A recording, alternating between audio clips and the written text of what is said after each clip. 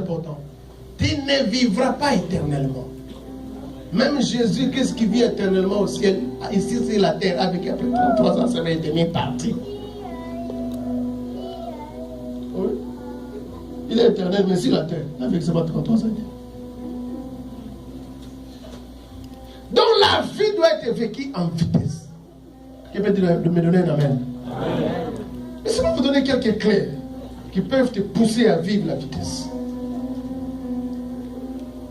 Des éléments d'accélération, des accélérateurs de la vie. Amen. Recevoir Jésus, c'est une clé qui peut te pousser d'aller en vitesse. Quelqu'un qui ne reçoit pas Jésus, même s'il a l'impression qu'il est avancé, mais il reculera toujours un jour. Parce que la personne qui fait reculer les gens, c'est le diable. Amen. Et quand tu es du côté de Jésus, tu es du côté du fort. Amen. Et quand tu n'es pas du côté de Jésus, attention, le diable viendra et il va bloquer ta vie. Donc accepter Jésus aujourd'hui, c'est bien, tu vas aller au ciel, mais ça va te permettre aussi d'aller de l'avant. Le fait d'accepter Jésus fait de toi quelqu'un qui craint Dieu. Et le fait de vivre déjà dans la sanctification, ça t'aide à aller en vitesse. Deuxième chose, deuxième élément d'accélération, c'est la connaissance. La connaissance sur toutes ses forces, sur toutes ses formes, c'est un élément qui t'aide à accélérer les choses. Un ignorant, même s'il prie beaucoup, il a des difficultés à vivre l'accélération. C'est pourquoi la Bible dit dans Osée 4, verset 6, mon peuple périt. J'aime ce verset. Il dit, mon peuple est à moi, mais il périt. C'est mon peuple est à moi, mais il périt. Pourquoi? Parce qu'il manque la connaissance. Parce que tu as rejeté la connaissance, je te rejetterai aussi du sacerdoce. C'est que la vitesse dans le sacerdoce, même dans les ministères, dépend de la connaissance. Et quand je parle de la connaissance, c'est d'abord de la connaissance sur trois formes. La connaissance doit être axée sur trois choses, sur trois formes de connaissance. Et la connaissance spirituelle. Tu dois développer la connaissance spirituelle, la connaissance de la parole de Dieu, la connaissance de Dieu, la connaissance de Jésus, la connaissance du mystère de Dieu. Si tu veux avancer dans la vie, regardez quelqu'un comme David dans sa famille. Pourquoi David était quelqu'un qui a su les choses avant? Quand les Eliab et les autres sont en train d'avoir peur de Goliath, David qui avait la connaissance de Dieu, bien aimé, il n'avait pas peur de Goliath. Il a dit à Goliath, tu tomberas. Pourquoi? La victoire appartient au nom de l'Éternel. Tu avances avec l'épée, moi j'avance au nom de l'Éternel. Parce qu'il avait la connaissance. La connaissance fera la différence même devant certains défis de la vie. Nous avons les mêmes défis, les mêmes difficultés, mais pourquoi toi tu as la victoire? Parce que tu connais Dieu plus que les autres. La connaissance c'est quelque chose de très important. Deuxième forme de connaissance que tu dois avoir, c'est la connaissance intellectuelle. Tu n'es pas toujours obligé d'être docteur, mais tu es obligé d'apprendre certaines choses, de lire certains livres. Et aujourd'hui, avec le Google Internet, ça nous a encore ouvert les horizons. Nous-mêmes, on peut être des autodidactes et apprendre certaines choses.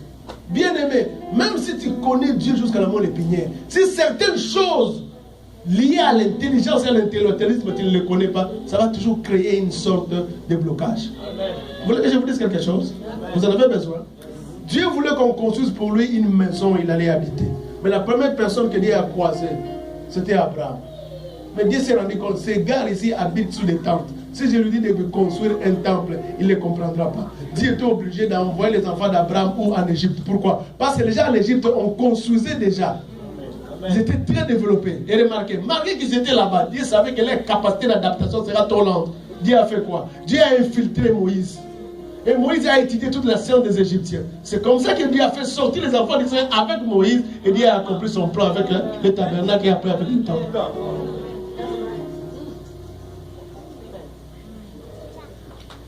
Pierre était avec Jésus. Mais Paul n'était pas avec Jésus. Mais qui a écrit plus? C'est Paul. Pourquoi? La connaissance intellectuelle. Il était plus que Pierre, un simple pécheur. Même nous avons le Saint-Esprit, mais la connaissance va t'aider. La connaissance intellectuelle va t'aider à vivre l'accélération et à vivre la vitesse. Et c'est quelque chose de très important. Troisième forme de connaissance, c'est la connaissance de la vie. Amen. Beaucoup de gens ont la connaissance des diplômes, mais ils ne connaissent pas les choses de la vie. Amen. C'est la raison pour laquelle l'importance des pasteurs et des parents et des grands frères, c'est important. Il y a des gens qui grandissent avec beaucoup d'anglais, beaucoup de physique, beaucoup de mathématiques, beaucoup. Mais les choses de la vie, ils ne connaissent pas. Ils ne connaissent pas les choses de la vie. Connaître Dieu, avoir une connaissance intellectuelle, mais connaître aussi les choses de la vie. Les choses liées à la vie. C'est quelque chose de très important. Est-ce que je parle d'une personne? L'ignorance n'a jamais payé une personne. Et beaucoup de gens sont ignorants si c'est par la paresse. Ils sont tellement paresseux qu'ils n'ont pas le temps de fouiller certaines choses, de connaître, d'apprendre. Aujourd'hui, la connaissance, ce n'est pas seulement des diplômes. Tu peux être à côté de quelqu'un qui connaît, mais si tu es intelligent, tu peux voler un peu des connaissances qu'il a et tu peux accélérer les choses dans ta vie. Est-ce que je parle à une personne? Amen. Est-ce que je parle à une personne? Amen. Troisième élément, l'accélération. C'est des bonnes relations. Si tu veux vivre l'accélération dans la vie, aie des bonnes relations. Vous voulez que je vous dise quelque chose? Quand les paralytiques dans la piscine de Bethesda disaient qu'il n'avait personne, mais les boîtiers de naissance de Acte 3 avaient des gens qui pouvaient le prendre à la maison, l'amener au temple, demander l'argent et le faire rentrer. Yes. Wow. 38 ans, je n'ai personne. Mais les gars là, boîtiers de naissance, il avait des gens qui pouvaient le prendre le matin et l'amener au temple, demander l'argent et le faisait retourner. Les boîtiers de naissance disaient, ce sont mes pieds qui ne marchent pas, mais mon cerveau marche. Amen. Il y a des gens, quand un côté de la vie ne marche pas, ils veulent toujours généraliser.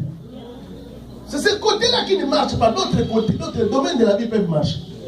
Ils savaient coopérer avec ces gens-là. Après les hormones-là, ils pouvaient facilement se partager un peu, il venait encore, hein, parce que je vais encore ajouter les pourcentages. C'est comme ça que ces gens-là venaient.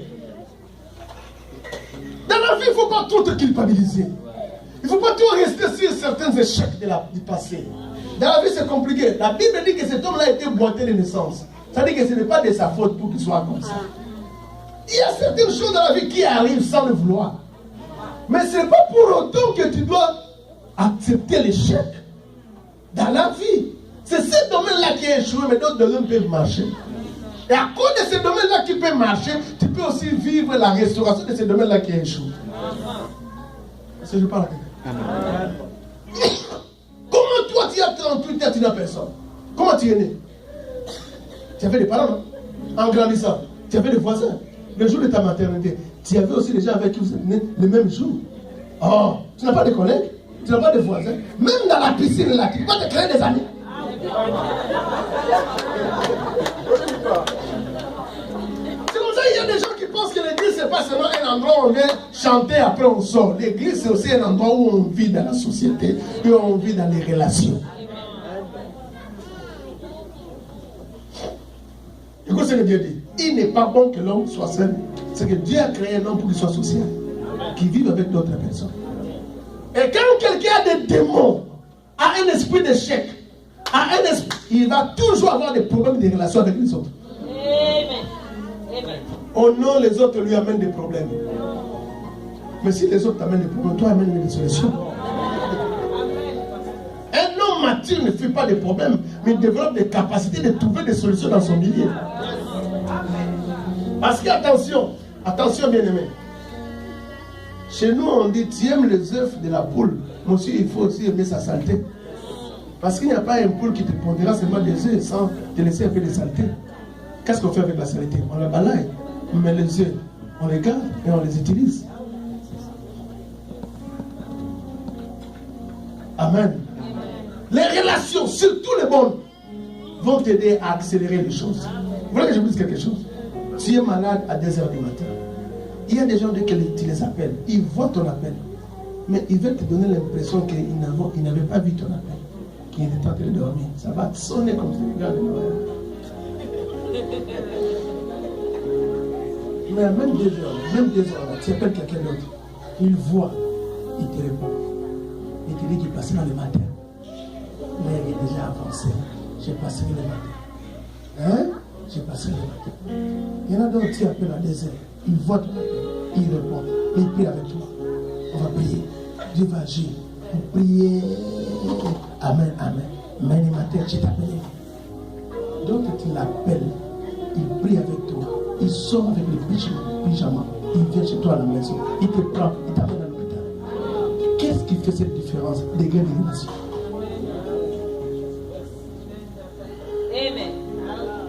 Maintenant, remarque dans ton environnement, il y a des gens qui vont zapper ton appel, qui vont juste te répondre, qui vont juste te prier pour toi, ils vont se déplacer comme ils sont.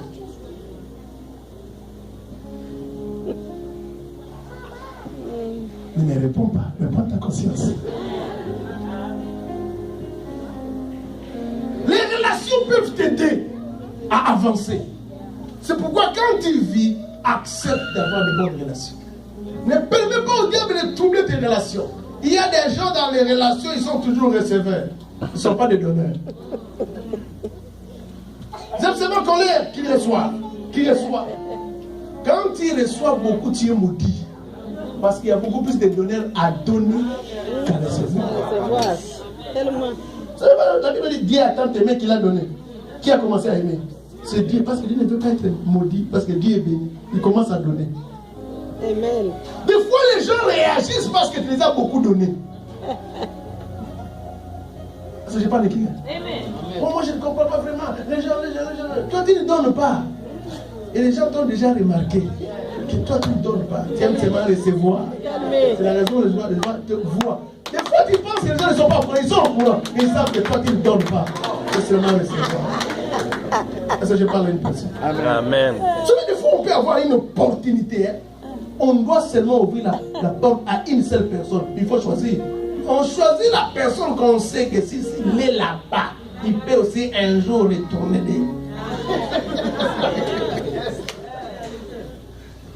Est-ce que je parle? Est-ce que quelqu'un me comprend? Parle avec moi, accélération. Développe de bonnes relations. S'il y a une porte là-bas, on peut t'appeler rapidement. Parce que tu as de très bonnes relations avec les gens. Ça ne sert à rien de s'enorgueillir. Ça ne va pas te profiter. L'orgueil, c'est le plus vilain péché qui puisse exister. Et ça ne sert à rien de garder rancune. Bien aimé, vous savez pourquoi Dieu vit longtemps? C'est parce que Dieu pardonne toujours. Amen. Dieu vit longtemps parce que Dieu pardonne toujours. Il y a des gens, surtout les gens les plus spirituels, ils pardonnent difficilement. Des rancuniers. Même des choses qui sont passées 25 ans jusqu'à aujourd'hui, ces jours-là, quand il y a dans ta maison, regarde quoi, un jour là, tu te rappelles encore, à Washington. Il y a des choses que quelqu'un a oublié 25 ans. Il y a des choses, même quand on te rappelle, tu oublies même.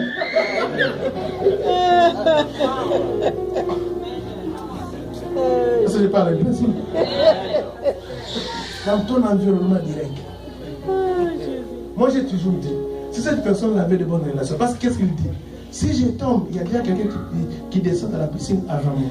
Mais si tu avais de bonnes relations, on est seulement les garder dans la piscine. C'est là Quand l'homme va venir, le trouve déjà. Breakfast, c'est moi là-bas. Lunch, c'est moi là-bas. Non, les gars. Amen, amen. C'est là qu'il allait le trouver. Est-ce que je parle à une personne? Amen. Est-ce que je suis en train d'édifier une personne? Les relations. Les relations vont t'aider à accélérer la vitesse. On apprend beaucoup au travers d'autres personnes. N'est-ce pas? Ah oui, on apprend beaucoup. Et de très bonnes relations avec ton pasteur. Moi, je n'ai jamais compris. Comment on peut être dans une église où on n'a pas de bonnes relations avec son pasteur? Et toujours de très bonnes relations avec ton pasteur. Et la vie, il faut apprendre à pardonner et à laisser parler certaines choses. Pourquoi nous pardonnons? C'est parce que nous aussi, on nous a pardonné. Bien aimé, si toi-même tu regardes aussi ton passé, tu vas te rendre compte. Si ce n'est pas les paroles de ces gens-là, je n'ai pas existé que je suis là. On ne pardonne pas en fonction de la grandeur de la faute. Mais on pardonne parce que soi-même aussi, on a commis des erreurs. Tu as aussi bénéficié du pardon des autres. Même pas des autres, de Dieu aussi. Attention, Dieu peut ouvrir ta vie. On commence à regarder comme on regarde la télé ici. Tu vas sortir toi-même ici. Mais Dieu a caché ça, il a oublié ça. À cause de ça, après on s'est oublié les fautes de certaines personnes. Des fois on est trop sévère par rapport à d'autres personnes. C'est comme si nous, même là, on est des saints des saints. La vie est comme ça. Il faut laisser passer certaines choses. Si tu veux vivre longtemps, apprends à pardonner et à oublier. Parce que je parle à une personne. Amen. Quatrième élément pour t'aider à vivre l'accélération. Vivre exactement l'accélération. C'est écouter les conseils. Il est vrai dans la vie, il y a des bons, mauvais conseillers. Mais Dieu peut permettre aussi qu'il y ait aussi des gens pour te conseiller. Prie le Seigneur d'être entouré des bons conseillers. Ça va t'aider. C'est pourquoi il ne faut rien faire sans parler à ton pasteur. Parce que c'est ton premier conseiller. Des fois, le pasteur peut te donner certains conseils pour lesquels lui-même n'est pas conseiller de ce qu'il dit. Mais Dieu sait qu'il doit passer ses mots au travers de lui pour te conseiller. Parce que tu es sous sa charge spirituelle. Quand quelqu'un ne connaît rien, il pense qu'il connaît beaucoup. Mais quand quelqu'un connaît beaucoup, il se rend compte qu'il ne connaît rien.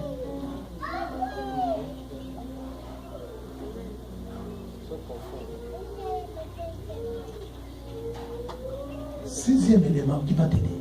Accélérer. Accélérer les choses dans ta vie.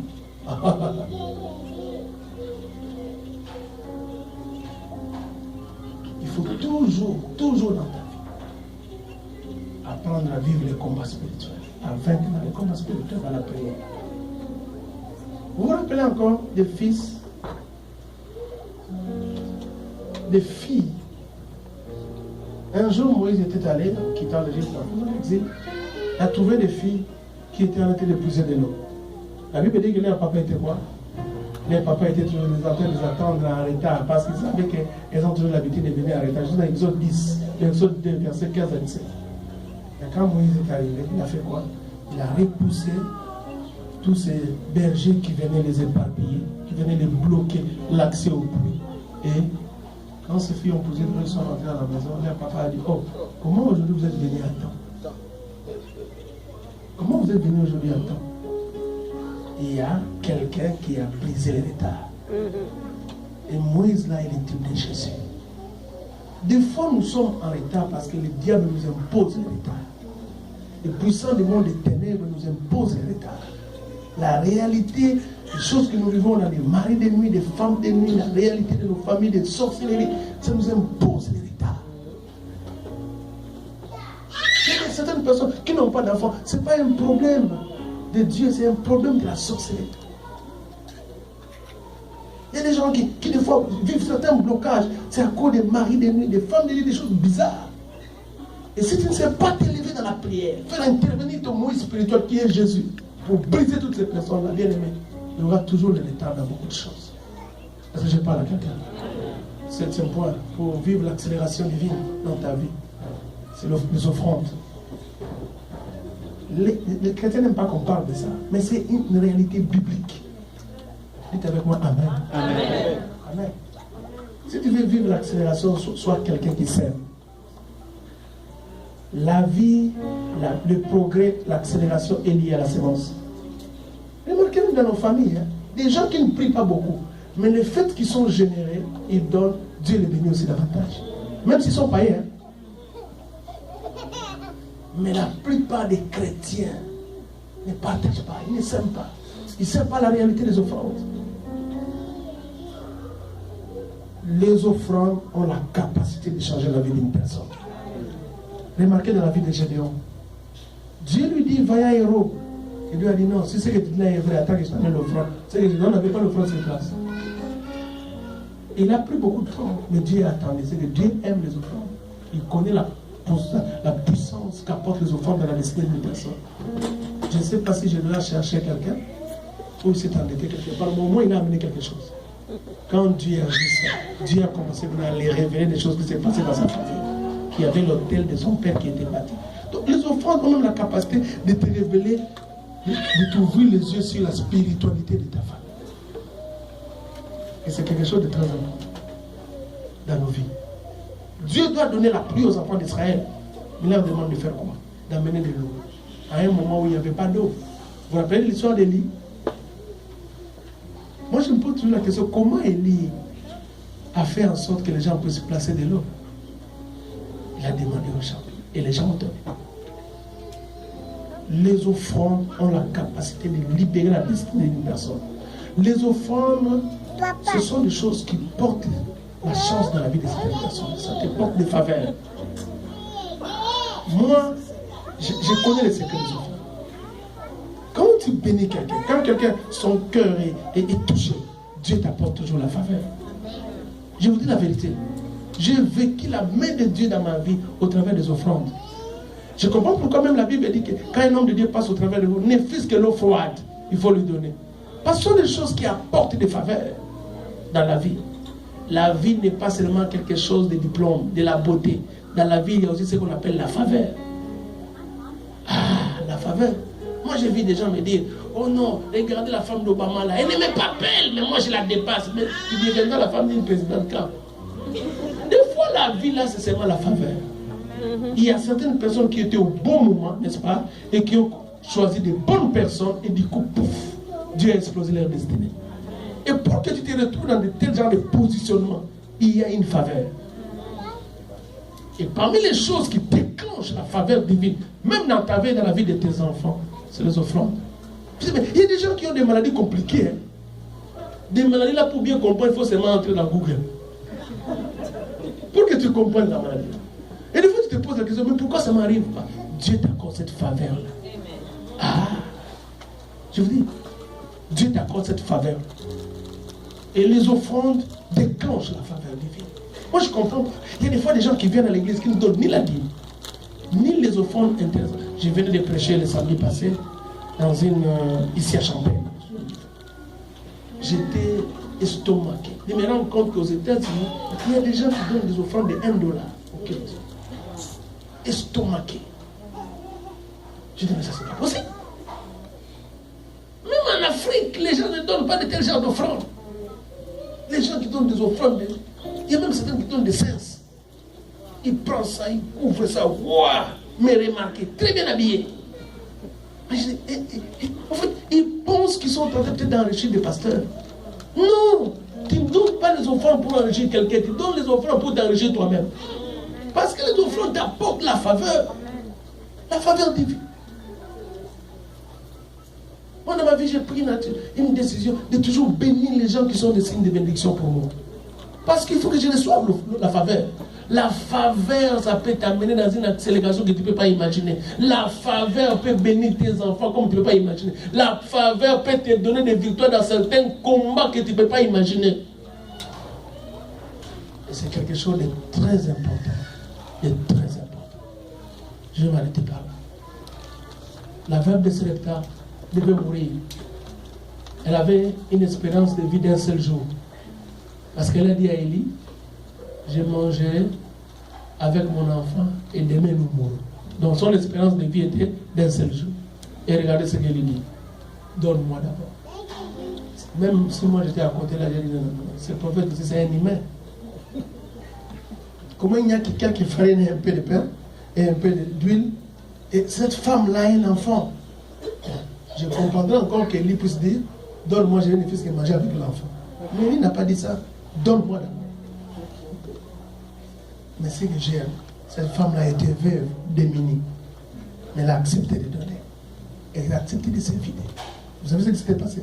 Jusqu'à la fin de la sécheresse, cette femme n'a pas manqué de la farine, elle n'a pas manqué de l'eau. Jusqu'aujourd'hui, sa descendance, tout riche. Ça m'a même enrichi. Donc, des fois, moi je le dis, quand Dieu te demande quelque chose, c'est qu'il est déjà venu avec quelque chose qu'il veut te donner. Parce que Jésus demande à la femme samaritaine de l'eau, alors qu'il est venu lui donner de l'eau vive. Il lui demande de l'eau de puits, qu'il n'a même pas bu. Remarquez dans l'histoire, Jésus n'a pas bu de l'eau de puits. Alors Jésus a commencé à lui demander à la femme de l'eau. Mais Jésus lui a amené de l'eau vive. Des fois, quand Dieu demande quelque chose à l'église, on doit payer les loyers, on doit faire quelque chose. Bien-aimés, rassurez-vous. C'est parce que Dieu veut ouvrir des portes de bénédiction dans les esprits de personnes. Et cette demande-là n'est qu'un point de contact. Parce que Dieu ne veut pas bénir tout le monde comme ça. Il faut quand même que tu payes le prix pour justifier la bénédiction de Dieu dans ta vie. Mais on est rentré dans un monde d'égoïsme, de calcul. Oh, Dieu n'a pas créé ce monde par des calculs. C'est pas la foi. Est-ce que je parle à une personne? Mon souci, c'est que nous vivons l'accélération. Nous devons vivre l'accélération.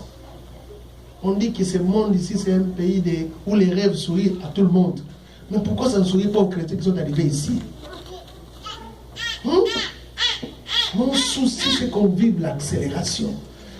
Que nos enfants, que nous-mêmes, nous puissions vivre. Comment il peut imaginer un président de la République dont son père, même pas son arrière-père, son père était un Kenyan? Il est le président ici, dans ce pays-ci. Mais nous, là, on est seulement dans les warehouse. On ne pense même pas qu'un jour, un de nos enfants peut devenir ministre, sénateur, député. On n'a même pas cette vision. Mais pourquoi est-ce que nous sommes là? Nous voyons Joseph qui est arrivé en Égypte, il a atteint la prochaine, la dimension la plus élevée. Mais nous là, c'est parce que il n'y a pas la vision de l'accélération. On doit vivre l'accélération. Est-ce que j'ai parlé de personne? Lève-moi s'il vous plaît. On doit vivre l'accélération. Moi, ma famille et mes enfants, nous devons vivre l'accélération. On doit vivre l'accélération. À partir d'aujourd'hui, plus question de s'asseoir. D'ailleurs, la position assise, ce n'est pas une position des enfants de Dieu. Plus question aussi de marcher.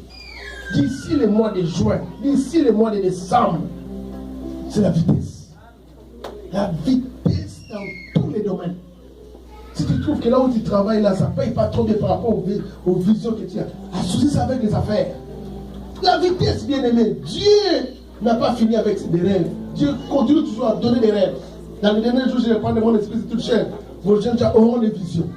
Dieu continue à donner des visions. Puis le Seigneur dit, révèle-moi quelque chose. Il paraît qu'il y a des gens qui sont devenus des millions à cause d'une formule. Dieu lui a révélé du coup une formule, pouf, il est devenu millionnaire, il est devenu milliardaire. Mais ce Dieu-là n'a pas changé. Bien aimé, il y a certaines dimensions, il y a certaines choses qu'on doit plus parler entre nous. On a besoin de payer $10 000 là, mais on commence à entretenir des soucis. Comment on va faire? Non! Des choses comme les $10 000 là, c'est pas un montant pour lequel nous devons nous soucier. C'est parce qu'on ne comprend pas qu'on doit vivre l'accélération. On doit avancer dans certaines choses. Est-ce que je parle à une personne ici? Je préfère que tu puisses toi-même t'imposer les mains. Prends tes deux mains, tu t'imposes, tu dis au Seigneur, je vais vivre l'accélération. Tant que je ne suis pas encore mort, je sais que ce n'est pas encore fini. Dieu est capable de faire certaines choses dans ma vie. Dieu est capable de faire certaines choses dans ma vie. Si tu n'as pas encore reçu Jésus, c'est le moment de le recevoir dans ton cœur. Dis, Seigneur Jésus, entre dans ma vie. Si ta vie avec le Seigneur, c'est une vie qui n'est pas en ordre, dis, Seigneur, je vais vivre dans la crainte de ta parole. Je vais développer mon intimité avec toi. S'il y a certains domaines que j'essaie de brosser ici, pour lesquels tu t'es retrouvé, c'est le moment. Tu dis, non Seigneur, je ne suis pas venu ici comme un touriste. Il faut que je vive l'accélération dans ce que je fais. Il faut que je vive l'accélération divine. S'il y a un problème de sémence, s'il y a un problème de crainte de Dieu, il y a un problème de la connaissance, à partir d'aujourd'hui, pas une décision. Ce message, c'est un message qui m'a troublé. Et je mérite que ça puisse troubler quelqu'un d'autre ici ce matin. Que Dieu t'amène dans une dimension, bien aimée, où tu vis l'accélération, où tu expérimentes l'accélération, toi et tes enfants. Maintenant, dans une dimension d'accélération divine que vous devez évoluer. Est-ce que je prie pour quelqu'un? Est-ce que je parle à quelqu'un? Oh mon Dieu, oh mon Dieu, oh mon Dieu. Lève nos mains s'il te plaît. Donnez-moi le temps de prier. Juste quelques minutes. J'ai vu un livre, Dieu m'a ouvert les yeux spirituels et dans ce livre en question, j'ai vu une page tournée. Dieu est en train de me dire qu'il est en train de tourner la page de la vie de certaines personnes. Il est en train de tourner la page de la vie de certaines personnes. Cette page-là est tournée, commence à pardonner. Cette page-là est tournée, commence à oublier les anciennes choses. Commence à oublier les anciennes choses, commence à oublier tout ça. Tu es obligé de vivre l'accélération. Les diables et la sorcellerie de votre famille ne peuvent pas te bloquer. Toi, tu es un enfant de Dieu. Toi, tu as été délivré par Jésus-Christ. C'est le moment de repousser toutes ces puissances-là. Cet esprit d'extagnation où tu es presque sur une place, où tu n'évolues pas année après année. Tu es toujours dans la même position, avec les mêmes visages, les mêmes personnes, les mêmes réalités. Il faut que ces choses-là cessent dans ta vie, dans le nom de Jésus-Christ de Nazareth. Je sais une onction terrible ce matin. Mais je vous dis que depuis que j'étais en train de prier par rapport à ce dimanche, c'est le message que Dieu m'a donné. Dieu m'a dit que je vais amener mes enfants, Restoration Church, dans une dimension d'accélération. Je vais imposer l'accélération dans leur vie. Je vais imposer l'accélération dans la vie de leurs enfants. Je vais imposer l'accélération dans le...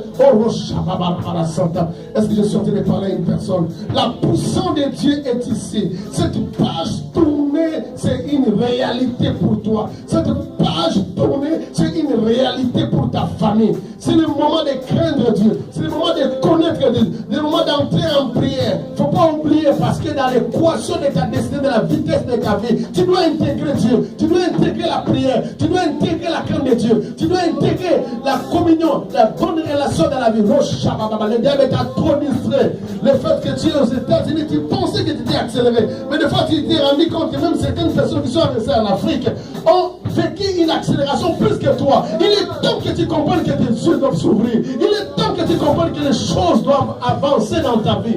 Mon Dieu.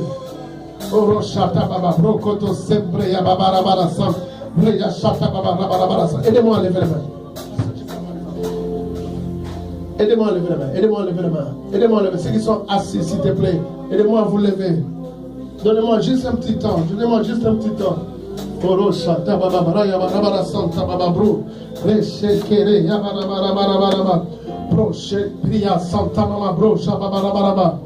Sur ta tête, je place une couronne. Sur ta tête, je place une couronne. À partir d'aujourd'hui, tu ne réfléchiras pas comme tu réfléchissais autrefois. À partir d'aujourd'hui, tu ne marcheras pas comme tu marchais autrefois. À partir d'aujourd'hui, tu avanceras. Ta vie sera en vitesse. Dans le nom de Jésus. Et j'ai pris toutes sortes de blocages. J'ai pris toutes sortes de blocages. J'ai pris toutes sortes de retards. Dans le nom de Jésus.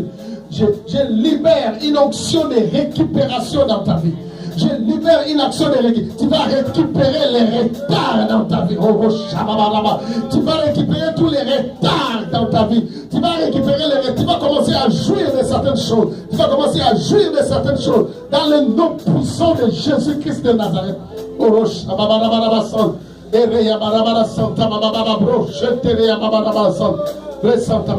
Seigneur mon Dieu, tu m'as envoyé ce matin pour libérer les gens, pour booster les gens, pour libérer la prophétie de l'accélération dans la vie de certaines personnes ici. Dieu va accélérer ta vie, Dieu va accélérer ton travail, il va accélérer le domaine des relations dans ta vie, Dieu va accélérer tes biens, Dieu va accélérer ton argent, Dieu va accélérer tes finances, Dieu va accélérer les études de tes enfants, Dieu va accélérer la percée de tes enfants, Dieu va accélérer ta percée dans ce pays, Dieu va accélérer cette église, Dieu va amener cette église dans une dimension d'accélération jamais connue auparavant. Dans le nom puissant de Jésus-Christ de Nazareth. Dans le nom puissant de Jésus-Christ de Nazareth. Rien ne va plus t'arrêter. Rien ne va plus arrêter les membres de ta famille. Rien ne va plus arrêter les membres de cette église. Dans le nom de Jésus-Christ de Nazareth. Je n'avais pas pensé à ça, mais quand j'étais en train de prier, Dieu m'a parlé de prier pour certaines personnes avec certaines enveloppes.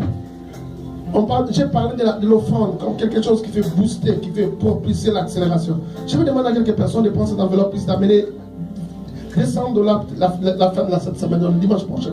Si tu en as sur place, tu peux le faire. Si tu peux le faire même avec ta carte, tu peux le faire rapidement. $200. J'ai besoin de certaines personnes qui peuvent venir ici devant et je vais prier. Merci maman. Ne rentre pas maman. Ne rentre pas maman. J'ai besoin de 10 à 15 personnes. Tu peux amener $200 la semaine prochaine. Le dimanche aussi. J'ai dit que l'offrande, c'est quelque chose qui booste l'accélération dans la vie d'une personne.